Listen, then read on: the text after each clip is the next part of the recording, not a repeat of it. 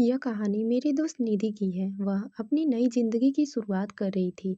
उसकी शादी को कुछ ही महीने हुए थे और वह ससुराल में खुद को पूरी तरह से ढाल नहीं पा रही थी। उसकी शादी एक अच्छे परिवार से हुई थी, लेकिन जैसे ही वह अपने ससुराल आई, उसने महसूस किया कि घर के कामों की जिम्मेदारी उसके ऊपर ज्यादा ही डाल दी गई है। उसका पति पवन बहुत ही शांत और समझदार था, लेकिन उसमें एक कमी थी, वह अपनी पत्नी को समझाता नहीं था। उसका मानना था कि पत्नी का काम सिर्फ घर संभालना और परिवार का ख्याल रखना होता है। निधि बहुत सीधी-सादी लड़की थी और अपने ससुराल में नई थी। शुरुआत में सब कुछ ठीक था, लेकिन धीरे-धीरे ये महसूस होने लगा कि पवन उसे ठीक से समझ नहीं पा रहा था। रोज घर के कामों में व्यस्त रहते हुए भी वह खुद को थका हुआ महसूस करने लगी। कभी सास-ससुर की नजरें, कभी पति की चुप्पी, उसे सब कुछ बोझ सा लगने लगा था। एक दिन निधि की तबीयत खराब थी। वह पूरा दिन दर्द और बुखार से तड़प रही थी। शाम को जब खाना बनाने का समय हुआ, तो वह अपनी कमजोरी के बावजूद खाना बनाने चली गई। रात को जब पवन ऑफिस से घर आया, तो उसने देखा कि पूरा घर वैसे ही बिखरा हुआ है। यह देखकर गुस्से में निधि से बोला, तुम्हें घर संभालना नहीं आता क्या? क्या तुम्हारे माता-पिता ने तुम्हें ये नहीं सिखाया है कि सुबह से पूरा घर बिखरा हुआ है? तुम्हारा ध्यान कहाँ रहता है? घर के कामों में तुम्हारा मन लगता भी है या नहीं? ये सुनकर निधि की आंखों में आंसू थे, लेकिन उसने कुछ नहीं कहा। वह जानती थी कि अगर उसने इस बात पर कुछ बोला तो घर का माहौल और बिगड़ सकता है। लेकिन उस दिन से वह महसूस करने लगी कि उसकी मेहनत और सच्चाई की कोई कदर नहीं कर रहा था। वह पवन के व्यवहार से बहुत दुखी हो गई थी। रात को जब निधि बर्तन धोने में व्यस्त हुई थी, पवन ने फिर से ताना मारते हुए कहा, तुम अपने घर में सारा काम करती थी, लेकिन यहाँ पर इतनी लापरवाही क्यों कर रही हो? निधि ये सुनकर और बर्दाश्त नहीं कर पाई। उसने गुस्से में जवाब दिया, क्या तुम्हें लगता है कि घर के सारे काम सिर्फ तुम ही करते हो? क्या तुम्हें मेरे काम की कोई कद्र नहीं है? मैं हर वक्त घर के कामों में लगी रहती हूँ और फिर भी तुम में मेरी मेहनत नजर नहीं आती है। पवन को यह सुनकर गुस्सा आ गया। उसने निधि को घूरते हुए कहा, तुम मुझे समझाओगी क्या? तुम घर का काम भी ठीक से नहीं कर सकती और तुम मुझे सिखाना चाहती हो? निधि का दिल टूट गया। वह फूट-फूट कर रोने लगी। उसे महसूस किया कि वह पवन के लिए सिर्फ एक घर की काम करने वाली बन गई थी। उसकी कोई कद्र नहीं थी। वह अपने कमरे में चली गई और वहीं बैठकर रोने लगी। तभी उसकी पुरानी सहेली चंचल, जो कुछ दिनों के लिए घर आई थी, उसने देखा कि निधि परेशान है। चंचल ने उसे पास बैठाते हुए कहा, क्या हुआ निधि? तुम बहुत बदल सी गई हो। कुछ बताओ, क्या हुआ? निधि सिसकते हुए बोली, चंचल, मैं खुद को खोने लगी हूँ। मेरे पति पवन मुझसे कभी प्यार से बात नहीं करते। हमेशा मुझे ताने देते हैं और मेरी मेहनत का कोई कद्र नहीं करता। वह बस अपनी इच्छाओं और पसंद पर ध्यान देता है और मुझे घर की मशीन समझता है। चंचल ने गहरी सांस ली और कहा, तुम्हें खुद को खोने नहीं देना चाहिए। निधि, तुम एक शिक्षित और समझदार लड़की हो। तुम खुद को सम्मानित महसूस करो और अपने अधिकारों के लिए आवाज उठाओ। चंचल की बातों ने निधि को साहस दिया। अगले दिन जब पवन घर लौटा, तो निधि ने सीधे तौर पर कहा, पवन, अब मैं और चुप नहीं रह सकती हूँ। तुम्हें हमेशा मुझे नीचा दिखाने की कोशिश की है, लेकिन अब मुझे यह सब बर्दाश्त नहीं होगा। तुम्हारी बातें मुझे कचोटती हैं और मैं इसे बदलना चाहती हूँ।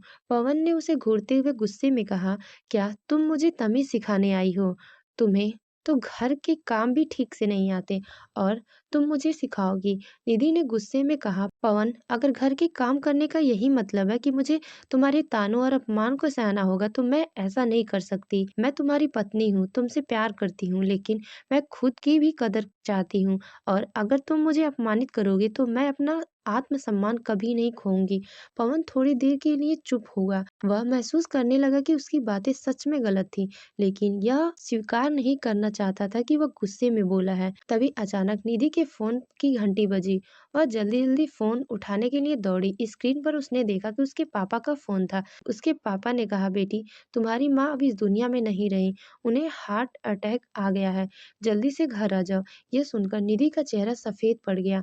उसकी हालत देखकर पवन का दिल पिघल गया। उसने तुरंत निधि को संभाला और उसे अपने पापा के घर ले गया।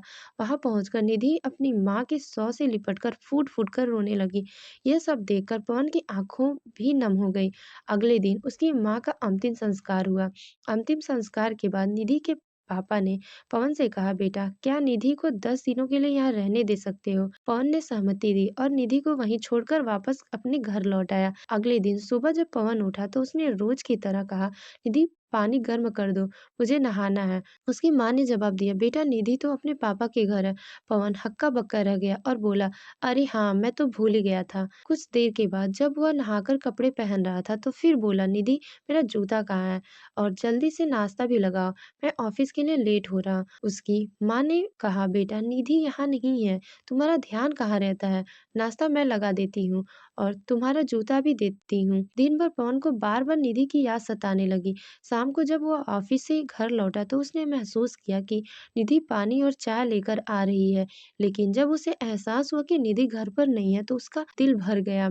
पवन ने सोचा, निधि मेरा कितना ख्याल रखती थी और मैं कभी उसकी कद्र नहीं की। निधि की याद में तड़पते हुए उसने तुरंत फैसला किया कि वह उसे वापस लाने जाएगा। वह निधि के पापा के घर पहुंचा और उसने कहा, पापा जी, मैं निधि को लेने आया हूँ, क्या मैं उसे वापस ले जा सकता हूँ? पापा ने मुस्कुराते हुए कहा, बेटा तुम खुद जाकर निधि से बात कर लो। पवन सीधा निधि के पास गया। उसे देखकर निधि हैरान रह गई। पवन ने कहा, निधि मैं तुमसे माफी मांगने आया हूँ। मुझे अब समझ आ गया कि मैं तुम्हें कितना अनदेखा किया हूँ।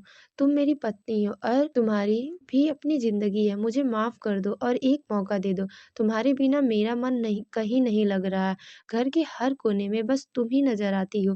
निधि के चेहरे पर हल्की सी मुस्कान आई, लेकिन उसने गंभीरता से कहा, पवन अगर तुम सच में मुझसे प्यार करते हो तो मुझे अपने व्यवहार में बदलाव लाके दिखाओ। मैं तुम्हारे हर कदम पर साथ दूंगी, लेकिन रिश्ते में सम्मान और समझ जरूरी है। पवन ने उसकी बातों को दिल से स्वीकार किया। दोनों साथ में घर लौट आए। उसके बाद पवन ने अपने व्यवहार में बदलाव लाया। उसने घर के कामों में निधि का साथ देना शुरू किया और उसके आत्मसम्मान का भी ख्याल रखा। धीरे धीरे उनके रिश्ते में प्यार और सम्मान की एक नई नींव बन गई। अब उनका रिश्ता पहले से कहीं ज्यादा मजबूत था और उनके घर में हमेशा खुशी और सुकून का माहौल बना रहने लगा। तो दोस्तों, उम्मीद करती हूँ कि आपको हमारी कहानी पसंद आई होगी। अगर यह कहानी आपको पसंद आई हो तो वीडियो को लाइक करें और अगर आप चैनल पर नए हो तो चैनल को सब्सक्राइब करें। साथ ही नई कहानियों के लिए नोटिफिकेशन बिल को जरूर दबाएं ताकि आपको हमारी कहानियाँ मिलती रहें। Thanks for watching.